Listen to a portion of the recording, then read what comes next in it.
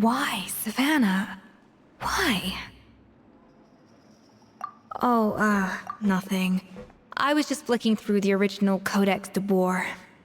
I wanted to see if there was anything I'm missing. Something I hadn't noticed before. That might explain why Savannah's so desperate to get her hands on it. But I can't find anything. It's just some hastily scribbled recipes in between diary entries from Modeste's adventuring phase. And most of it's not even legible anymore. The copy I gave her not only has all the recipes in full, but even includes my own private tips and notes from years of experience. Surely that's infinitely more useful than this old thing. Yeah, maybe. Still, it's just hard for me to imagine that the Savannah I knew would go to all this effort just to make a point. We were. At least I always thought we were. She was a little shy, but meticulous with everything and everyone she dealt with. She made a few mistakes here and there, but she was quick to correct them whenever they were pointed out. And she was always striving to improve as a chef. Those qualities are why I recommended her to replace me as head chef. I never imagined for 1 second that she'd cause Fiamma and the other staff so much grief.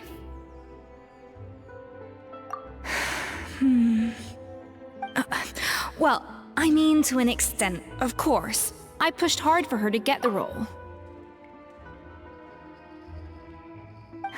And the idea that she turned out like this because of me is difficult to come to terms with. I wonder if this is how Modeste felt back when he was writing the codex. Yes, with his good friend and co-founder of the Hotel de Boer, Savelli. The story goes that after Modeste unveiled his Gâteau de Boer and was hailed as a culinary genius, he was admired and adored by all. But his newfound fame slowly drove him and Savelli apart. Unlike Modeste, whose every new creation was an instant hit, Savelli seemed to face setbacks at every turn. Doors that would swing wide open for Modeste would shut in Savelli's face. And with Modeste being whisked off to all manner of functions by his celebrity friends, he had less and less time to discuss the culinary arts with Savelli.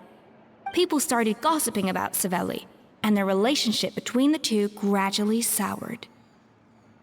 Everything came to an abrupt end when Modeste, still in the prime of his life and still hailed as a genius, suddenly died from an acute illness. And that was it. They neither had a decisive split nor got the chance to properly reconcile. Their story just came to an end. One rumor had it that Savelli actually killed Modeste out of jealousy, even as the latter was hoping to make amends. Unlikely. It's a popular theory, but there's no real basis for it. At least there are no records of Savelli ever being convicted of a crime. Still, beyond a point, there's no way of knowing what truly happened in the past. All we can do is try to make sure the present doesn't quite go as badly.